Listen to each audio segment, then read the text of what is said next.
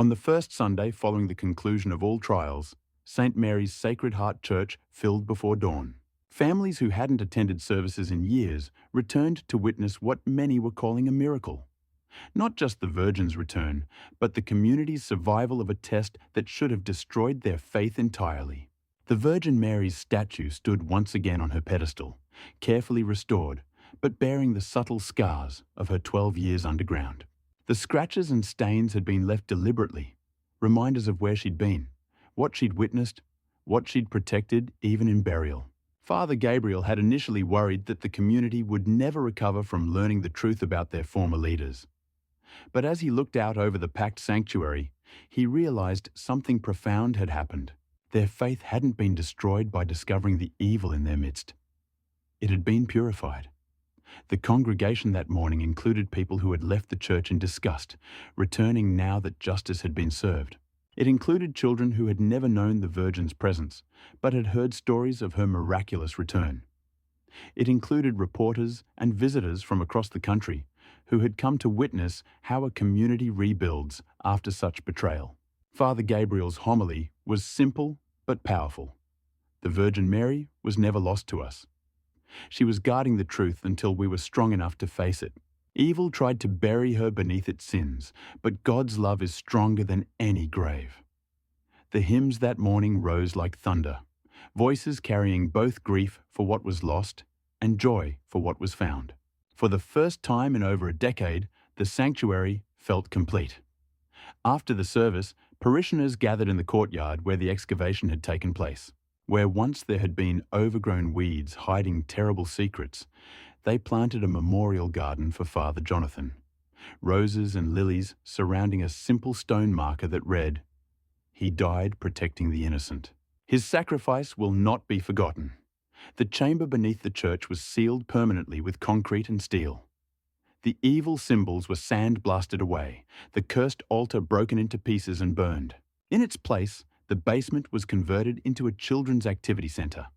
Light conquering darkness, innocence reclaiming ground that had been defiled.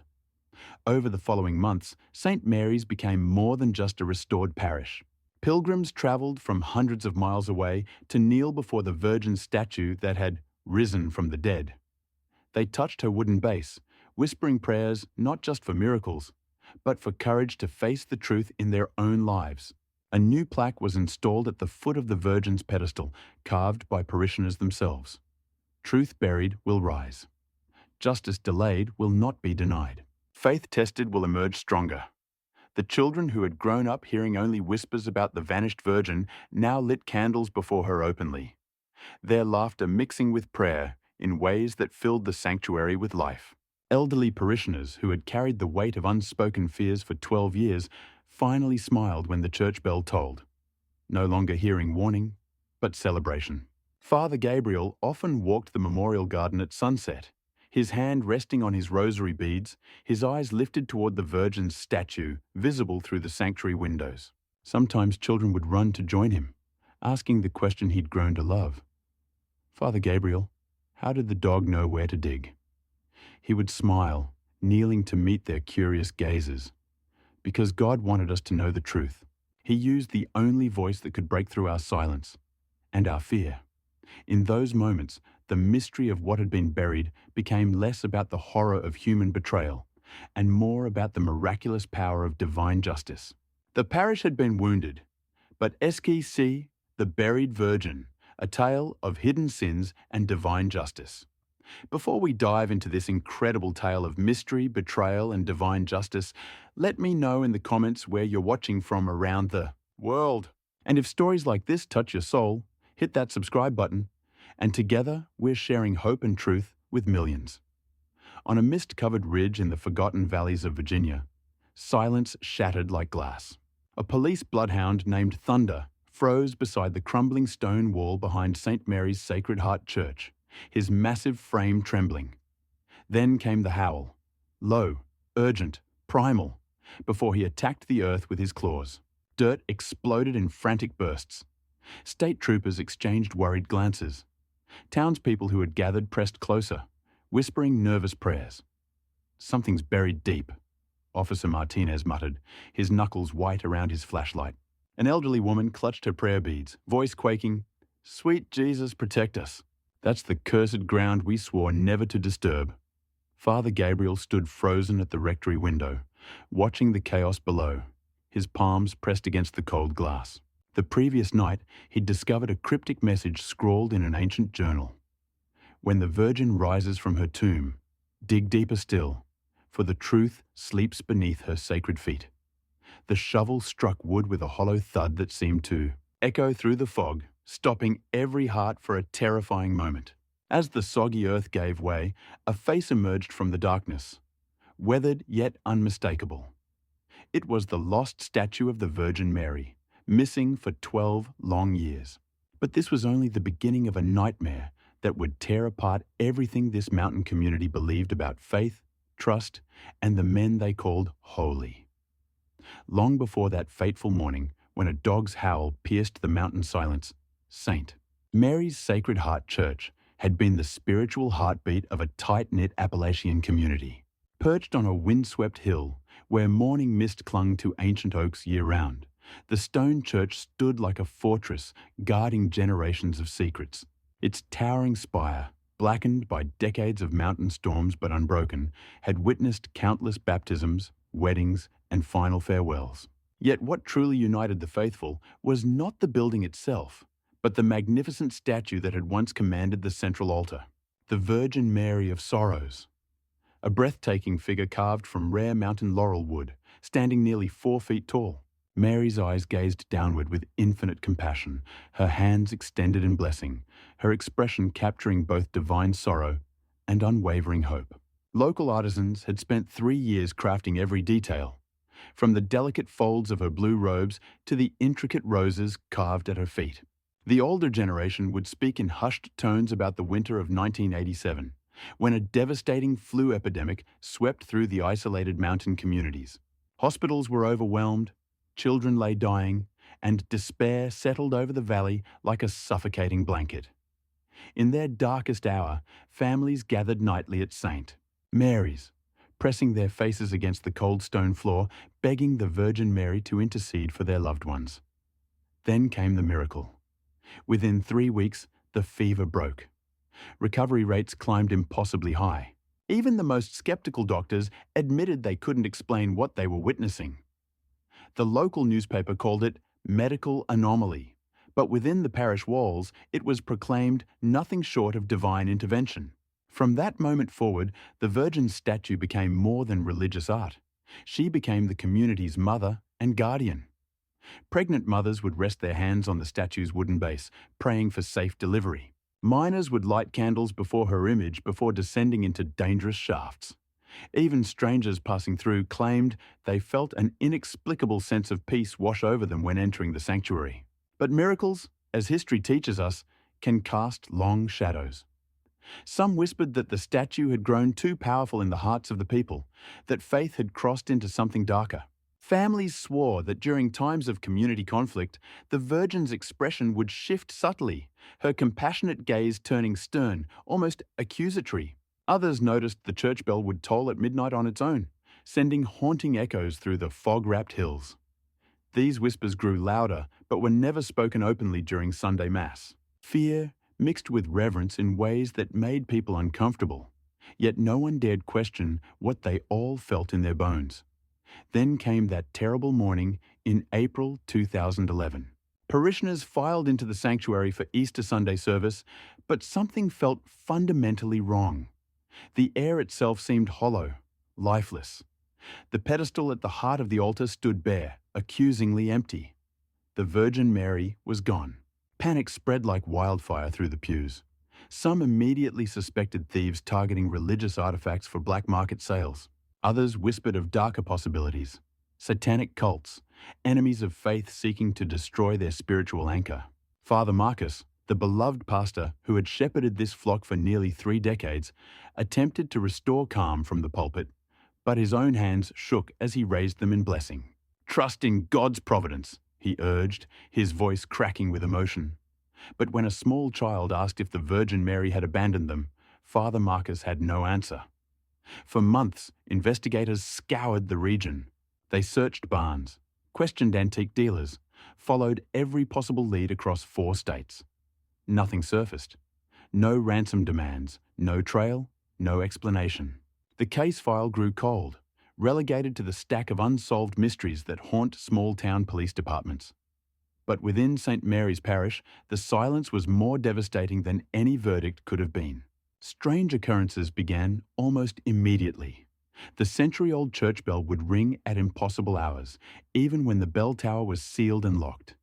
Night custodians reported hearing footsteps echoing through empty choir lofts. Altar servers discovered candles burning in the chapel despite no one having lit them. Each incident deepened the growing conviction that this was no ordinary theft. For Father Marcus, the burden became crushing. Long-time parishioners later recalled how his sermons grew desperate, almost frantic. "We must not test heaven's patience," he proclaimed during one particularly intense homily, his eyes fixed not on his congregation but on the empty pedestal. Some mysteries are meant to remain buried.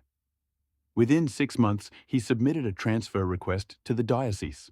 By autumn, he was gone, reassigned to a quiet coastal parish with no farewell ceremony, no explanation, just a brief note thanking the community for their prayers and support. His sudden departure split the town in half. Some felt betrayed, abandoned by the very man sworn to guide them through their darkest hour. Others believed Father Marcus knew far more than he'd ever revealed, that his silence protected secrets too dangerous to expose. The empty pedestal remained like an open wound. Weddings felt incomplete without the Virgin's blessing. Funeral services echoed with hollow emptiness. Children who should have grown up touching her wooden robes for good luck instead heard only whispered warnings about why she'd vanished. Over time, St. Mary's Sacred Heart became a church divided against itself, still filled with genuine faith, but haunted by unspoken fears. Sunday hymns continued to rise toward heaven, but underneath the voices lay a terrible question that no one dared ask aloud. Had their beloved Virgin truly been stolen, or had she fled? For 12 long years, this question hung over the mountain community like the persistent fog on the hills. Thick, suffocating, and seemingly permanent. An entire generation came of age knowing only the empty pedestal, hearing only fragments of stories about the miracles their parents had witnessed. Until that April morning when thunder's desperate howling shattered the silence and the earth itself began confessing its secrets. The morning of April 15th, 2011, dawned grey and cold across the Virginia mountains. Frost still clung to the church windows as parishioners made their way up the winding path to St. Catherine's for Easter Sunday service, their breath forming small clouds in the crisp air. But as the first worshippers pushed through the heavy oak doors, an eerie realization swept through the sanctuary like a physical wave. The altar felt different, hollow, somehow diminished. Where St. Catherine's loving gaze should have welcomed them home, only empty space remained. Gasps echoed through the stone walls. Children pressed closer to their parents. Elderly men who had survived wars and mining accidents crossed themselves repeatedly, their weathered faces pale with shock. The statue had simply vanished. Sheriff Davidson arrived within 30 minutes, his boots echoing ominously on the stone floor as he surveyed the sanctuary. He was a practical man, veteran of 2 decades in law enforcement, but even he felt the unsettling emptiness where the statue should have been. "No signs of forced entry," he announced grimly to Father Marcus, who stood wringing his hands near the altar. "No broken windows, no damaged locks. Whoever did this knew exactly what they were after and how to get it." His words were meant to reassure, but they only deepened the mystery. How does a 4-foot wooden statue simply disappear from a locked church without leaving any trace? Theories spread through the community faster than gossip. Some pointed to organized criminals who specialized in stealing religious artifacts for wealthy private collectors. The black market for such items was real and lucrative, especially pieces with documented miracle claims. Others suspected darker motives, anti-Catholic groups seeking to strike at the heart of faith, occult practitioners drawn to objects of spiritual power. The statue's reputation for miraculous intervention made it a target for those who opposed everything it represented. As news spread beyond the mountain community, investigators expanded their search. They questioned art dealers from Richmond to Atlanta. They checked shipping records, monitored online auction sites, contacted religious antiquities experts across the country. Every lead went nowhere. Father Marcus struggled to maintain his pastoral composure, but those closest to him noticed troubling changes. His sermons became shorter, more hesitant. His eyes held a haunted quality that hadn't been there before. When children asked if Saint Catherine would return, he could only offer empty platitudes about God's mysterious ways. Weeks stretched into months with no progress. The investigation stalled completely. Sheriff Davidson was forced to file the case as unsolved, though he privately admitted the disappearance defied explanation. "Professional thieves leave some trace," he confided to his deputy. "Amateurs make noise, break things. This was something else entirely. Like the statue just walked away." Within the parish, whispers grew louder and more disturbing. The church bell began tolling at midnight with no human hand touching the rope. Custodians reported tools moving on their own, candles lighting spontaneously, shadows that didn't match any visible objects. One night, the church organist swore she heard hymns being played when the building was supposedly empty and locked. When she investigated, she found the sanctuary filled with the scent of roses, St. Catherine's traditional sign, though no flowers were present anywhere in the building. Each strange occurrence strengthened the conviction that this was no ordinary crime. Father Marcus's burden grew heavier with each passing week.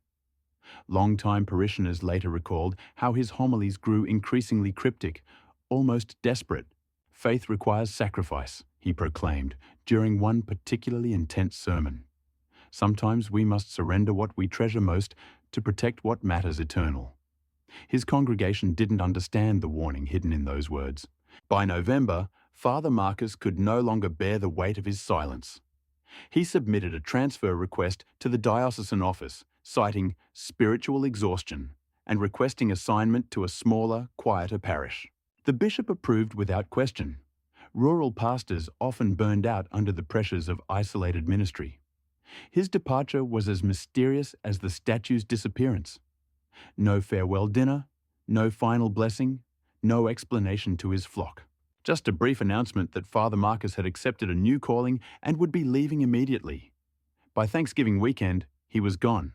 The community felt doubly abandoned, first by their patron saint, then by the spiritual father who had guided them for nearly 3 decades. Some families began attending services in neighboring towns. Others stopped going to church altogether. But the most faithful remained, clinging to hope that somehow, someday, their beloved saint would return. They continued lighting candles on the empty pedestal. They whispered prayers to an absent protector. They told their children stories of miracles past while struggling to explain why heaven had gone silent. For 12 agonizing years, the mystery festered like an untreated wound.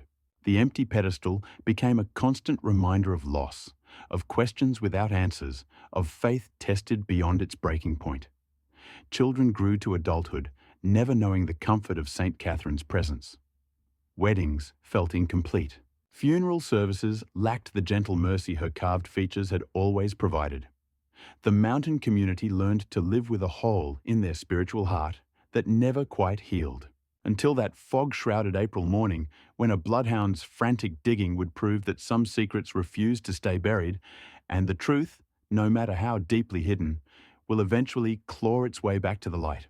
When Father Gabriel arrived in the summer of 2012, the mountain community greeted him with cautious smiles and carefully guarded hearts. At 34, he brought energy and optimism that had been missing from St. Mary's for over a year. His Irish heritage showed in his quick wit and musical laugh, but his dark eyes held depths that suggested wisdom beyond his years. The diocese had chosen him specifically for this assignment.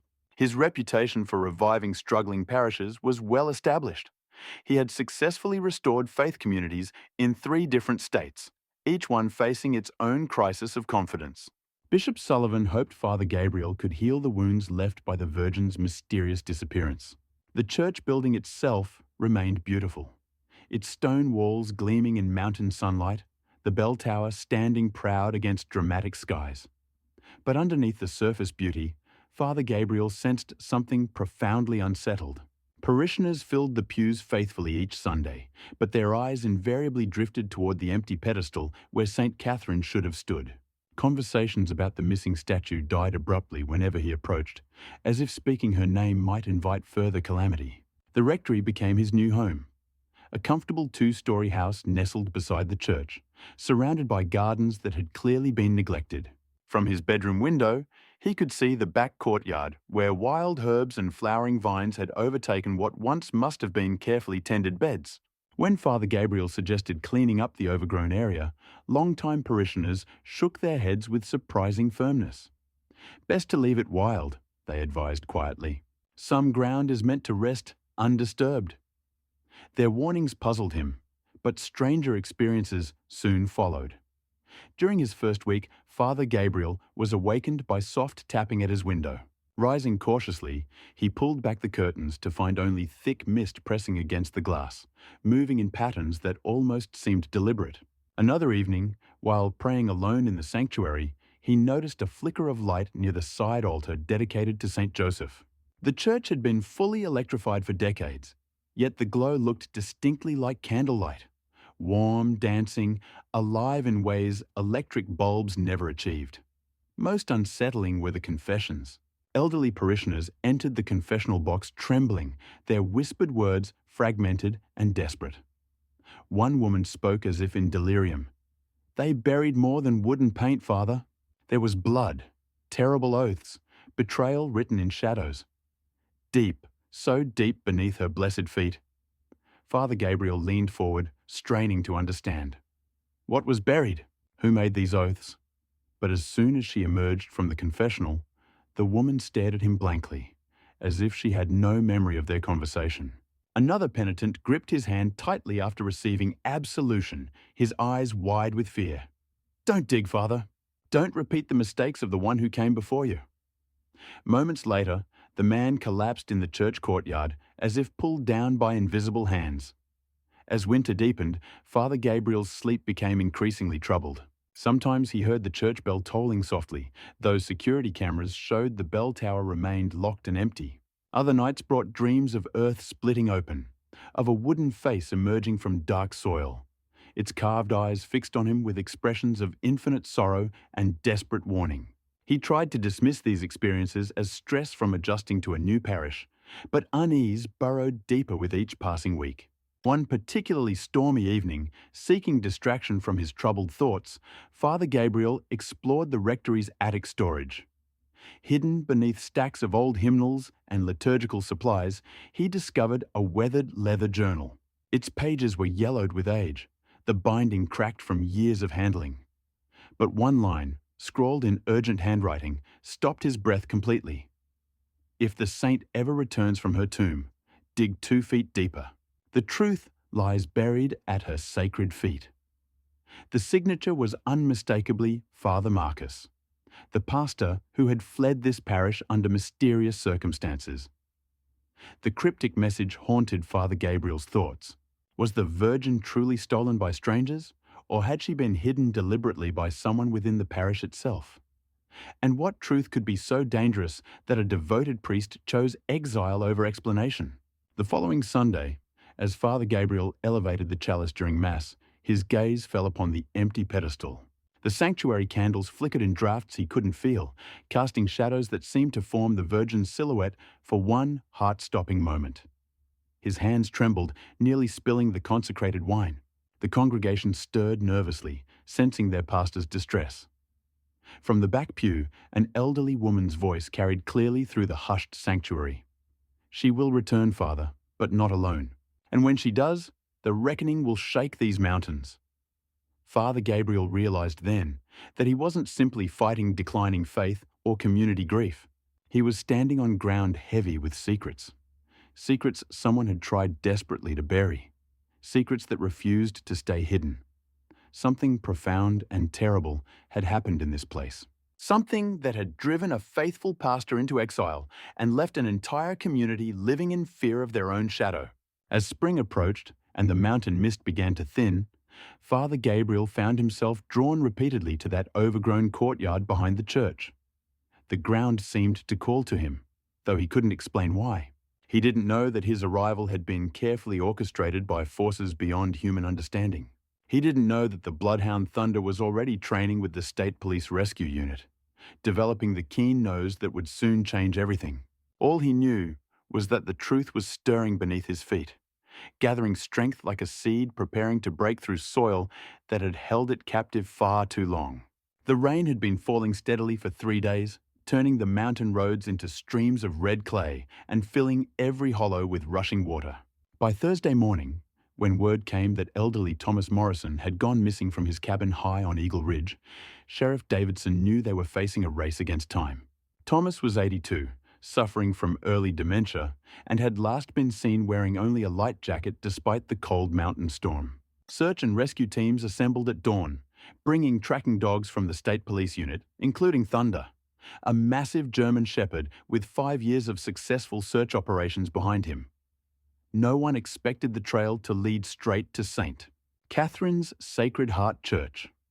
Thunder had been working the ridge above town, nose to the ground, when suddenly he froze beside the old stone wall that marked the boundary of church property. His ears snapped to attention, and then he began barking with an urgency his handler had never heard before. "What's got into you, boy?" Officer Rodriguez tugged at the leash, but Thunder lunged toward a patch of overgrown earth behind the rectory, clawing at the soil with desperate intensity. Deputy Martinez joined them, frowning at the dog's behavior. The cemetery's on the other side of the church. What's he finding here? By then, a small crowd had gathered. Parishioners emerged from their homes, drawn by the commotion. Father Gabriel hurried from the rectory, his face pale as he watched Thunder tear at the earth with almost violent determination. An elderly woman clutched her rosary beads, whispering prayers. "Sweet Mother of God, that's the forbidden ground. The place they warned us never to disturb." Sheriff Davidson crouched beside the frantic dog, pressing his hand against the rain-softened soil. After 5 decades in these mountains, he trusted his instincts. And right now, every instinct screamed that Thunder had found something significant. "Bring shovels," he ordered grimly. "Let's see what's got him so worked up." Father Gabriel stood at the edge of the crowd, his heart pounding as he remembered Father Marcus's cryptic journal entry. "If the saint ever returns from her tomb, dig 2 feet deeper." The first shovel bit into the muddy earth with a wet, sucking sound. The soil was heavy with clay and recent rain, clinging to every blade. As the hole deepened, the crowd pressed closer despite the steady drizzle. After 20 minutes of digging, the shovel struck something solid. A hollow thud echoed across the courtyard, the sound of metal hitting wood. "Hold on," Davidson called out, kneeling beside the excavation. He brushed away mud with his bare hands, revealing a curved surface darkened by years underground. Then came the collective gasp. It was carved wood, the unmistakable folds of a robe, polished smooth by centuries of loving hands. More soil fell away, revealing the sorrowful face of Saint Catherine the Martyr, her compassionate eyes staring up through 12 years of accumulated earth. The crowd erupted in chaos. Some wept openly, reaching toward the statue as if to touch a miracle made manifest. Others recoiled in shock and fear. A young mother whispered, "She never left us. She was here all along." But an older man shook his head, his face grim. "If she was buried here, someone put her here." Who and why? Sheriff Davidson raised his hands for silence. "Nobody touches anything until we know what we're dealing with." Father Gabriel pushed through the crowd, falling to his knees beside the excavation. Despite 12 years underground, Saint Catherine's features were perfectly preserved, her carved expression holding the same infinite compassion he'd seen in old photographs. He whispered a prayer of thanksgiving, but his hands trembled as Father Marcus's warning echoed in his mind. The journal had been specific. "Dig deeper. 2 more feet," he said quietly. Davidson looked up sharply. "Father, this is a crime scene now. We can't—" "2 more feet," Father Gabriel repeated with surprising firmness. "Trust me, Sheriff, this isn't finished." The shovel bit into the earth beneath St. Catherine's wooden base.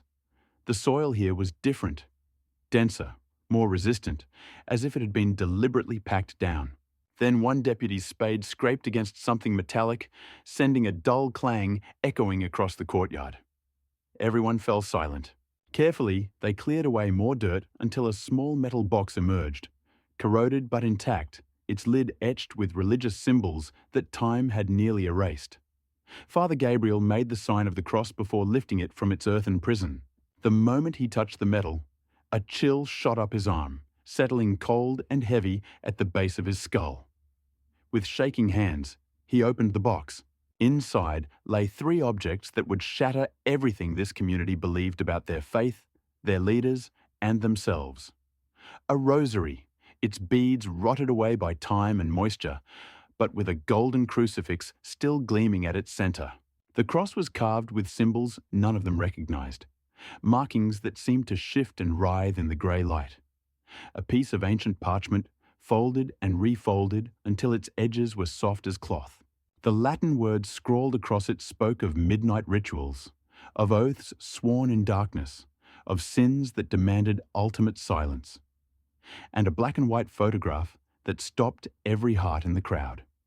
5 men in liturgical robes standing around St. Catherine's statue in what appeared to be a stone chamber lit by candles. 4 faces were half hidden in shadow, but one was unmistakably clear. Father Marcus, his eyes hollow with guilt and terror. Behind the group, carved into the stone wall, was a crude circle containing an eye, a symbol that had nothing to do with Catholic tradition. The crowd pressed closer, their whispers rising like wind through dead leaves. What were they doing? Where is that place? What oaths? What sins? Father Gabriel clutched the box against his chest, rain mingling with tears on his face. St. Catherine had indeed returned, but she had brought with her the evidence of betrayal that ran deeper than anyone had imagined. The saint hadn't been stolen by strangers.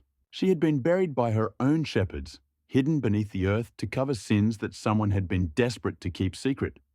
But the earth, as Father Gabriel was learning, does not keep secrets forever. And Thunder's frantic digging had proven that no matter how deeply truth is buried, it will always find a way to claw its way back to the light. As the rain continued to fall and the crowd stood transfixed by what had been unearthed, none of them realized that this was only the beginning. The real horror was still sleeping in the soil, waiting for another dog's bark to drag it into the unforgiving daylight.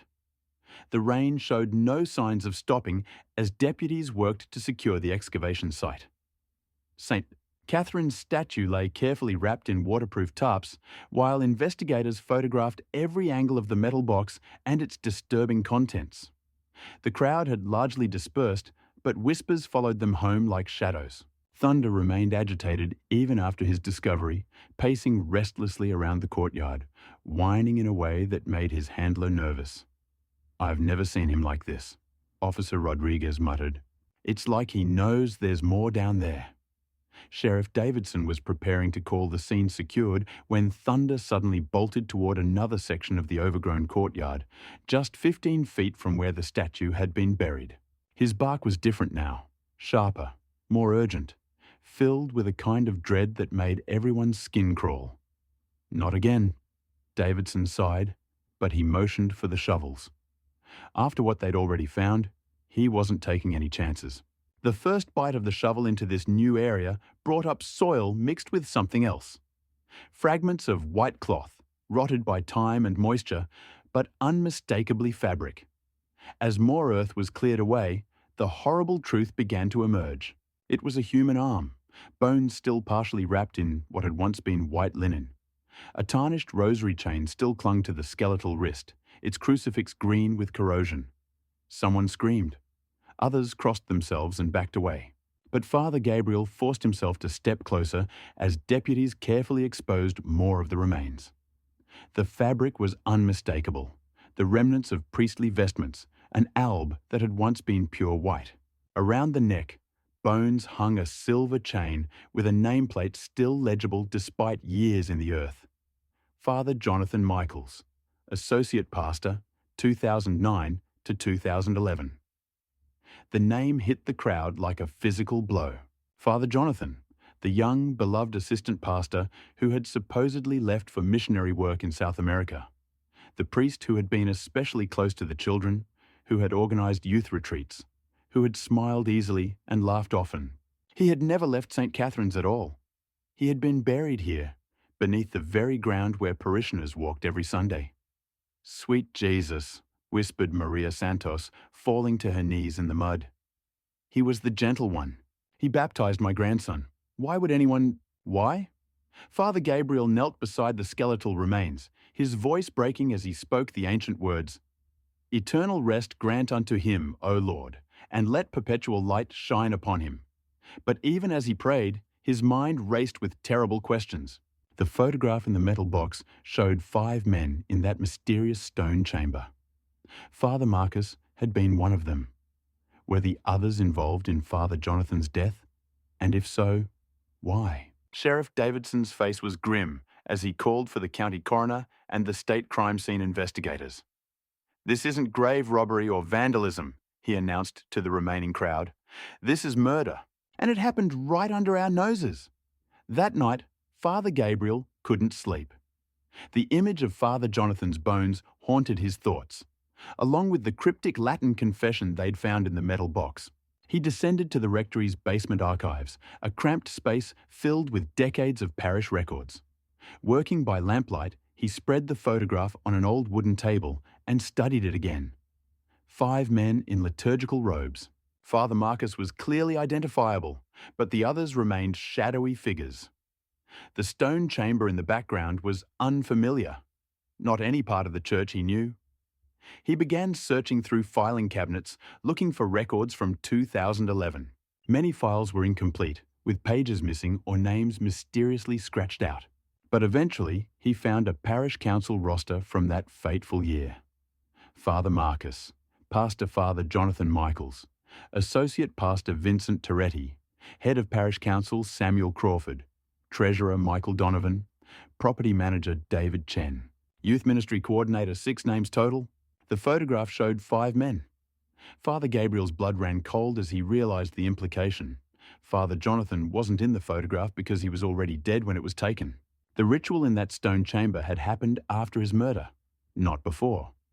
But when he searched for personal files on the 4 laymen, he found only shredded documents and torn photographs. Someone had systematically destroyed their records, trying to erase any trace of their existence. Still, one clue remained. Wedged between 2 folders was a corner of photograph paper, torn fabric with a distinctive red trim. Father Gabriel placed it against the damaged edge of the group photograph, and it matched perfectly. This was the missing piece, deliberately ripped away to hide someone's identity. But whose? As thunder rolled across the mountains, Father Gabriel packed the evidence carefully.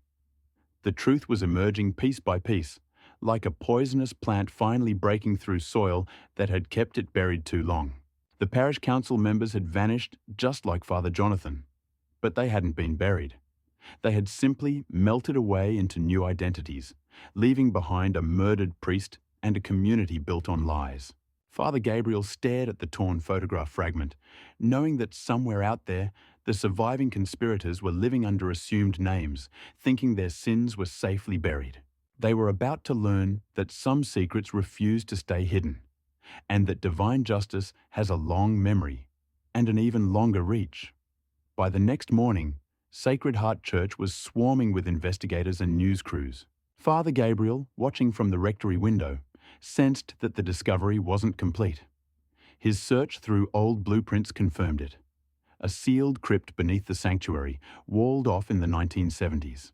With Sheriff Davidson, state investigators, and parishioners, Gabriel pried open the false wall in the basement. Cold, stale air poured out. Flashlights revealed stone steps leading to a hidden chamber. What they found was chilling. Walls carved with twisted symbols, spirals, inverted crosses, eyes. Blackened holders lined the room, wax dripping across the floor. At its center stood a crude stone altar stained with blood. A list of names was carved into its surface. Father Jonathan's at the top, marked with a cross. Experts confirmed the symbols were heretical hybrids meant to invert Christian rites.